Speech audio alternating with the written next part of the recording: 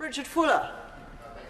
Mr. Speaker, it's a pleasure to follow the honourable member for Stockton North and to listen about his observations on the budget for his constituents. If I may, Madam Deputy Speaker, I would like to summarise what I believe are the views of my constituents in North East Bedfordshire, and I think Bedfordshire being able really to speak for much of the country. I think the first observation would be that the budget was a very fair budget. In very difficult times, there was a tremendous risk that a budget could be mispositioned, misplaced, or perhaps focus on the right priorities. And I think my honourable friend, the Chancellor, demonstrated in his budget that it was very fair, and I think that will be reflected in the views of my constituents. I think they'll also say that it was a very thoughtful budget. Although I haven't done a survey, I know others have, and I think I can be reassured in those thoughts. The budget was fair and thoughtful because the latest opinion polls show that the majority of voters think that too, and that indeed a majority of Labour voters were approving the budget as well. I think some particular measures were of very relevant interest to my constituency. There's a great interest in support for buses, particularly for rural bus services, particularly in Stopfold and Arlesey, and the additional funds for that will be welcome. There's a great interest in active travel networks and the support for cycling and walkways, particularly in the new developments between Sandy and Potton and Biggleswade, and also the additional resources for special needs education provision. There's a lack of provision in my constituency, and I look forward to coming forward with a proposal together with Central Bedfordshire Council such that we may benefit from that additional funding. I would, though, say that my constituents would also, on balance, say that taxes are too high and that taxes need to come down. Noting from the budget report, it was interesting to see what this government is doing. In some reports, there's been a statement there's been some largesse of spending. Well, actually, if you look at the period of spending from 2020-21 outturn to 2024-25, and you look at current expenditure, in real terms, actually it's pretty flat in terms of current expenditure. But where this government is putting additional resources is into the investment side of public services. And public expenditure as a percentage of our overall economy, which pre-pandemic was at 39.8% of the economy, yes, has grown to what I would suggest is an unsustainable 53.1% of the economy in 2020-21, but by 2024-25 will go back down to 41.9%, on the right trajectory to get back to where it was pre-pandemic, but with this emphasis on investment rather than current expenditure. And I think those are worthy points to make and support the fact that taxes will come down, as the Chancellor has said.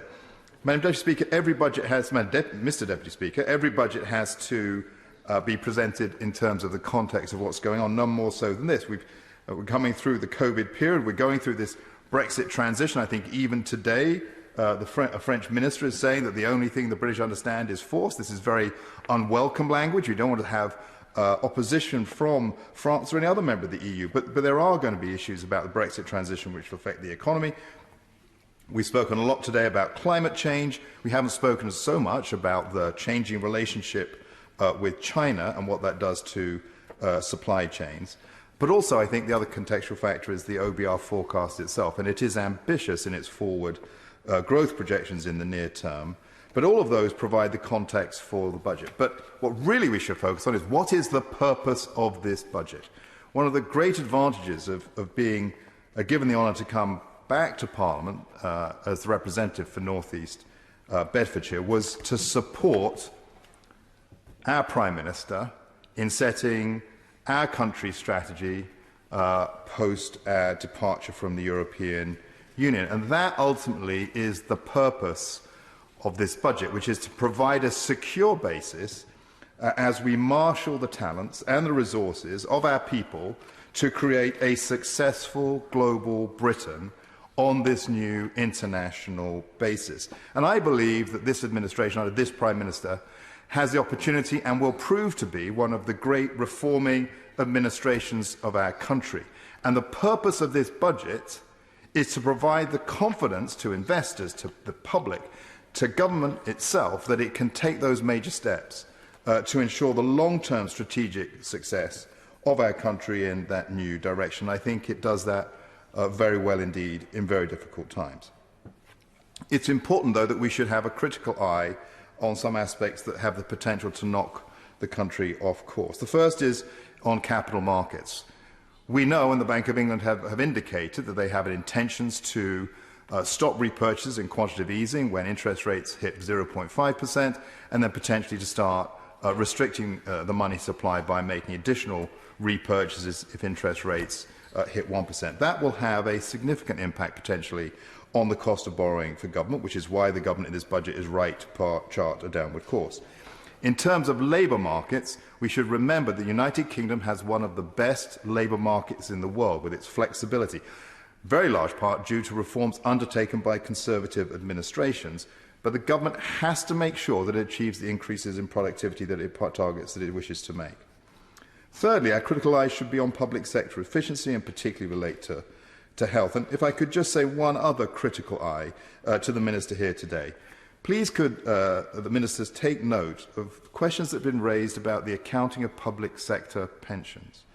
Now, we went through tremendous changes for public sector pensions a decade ago, but as the Institute of Economic Affairs paper pointed out just last week, there is a lot of ambivalence and discretion in the way in which the government is currently accounting for public sector pension costs. And the estimated underreported cost is of the order of £57 billion.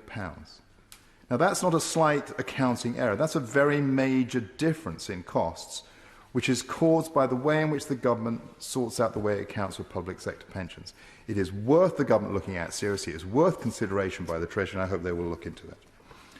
May I close on just three points? The first is, as the Chancellor said, the Conservative Party has demonstrated that it is the party of public services, but I would say that is not demonstrated by how much is spent, but by the quality and efficiency of the services delivered to the public.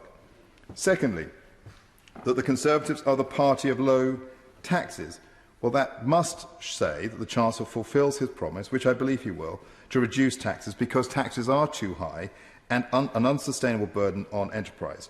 But I think we all have to recognise that any tax reductions within this Parliament, choices will have to be made, and they should be focused on improving the efficiency and enterprising part of the economy. And thirdly, that the Conservative Party is the party of work.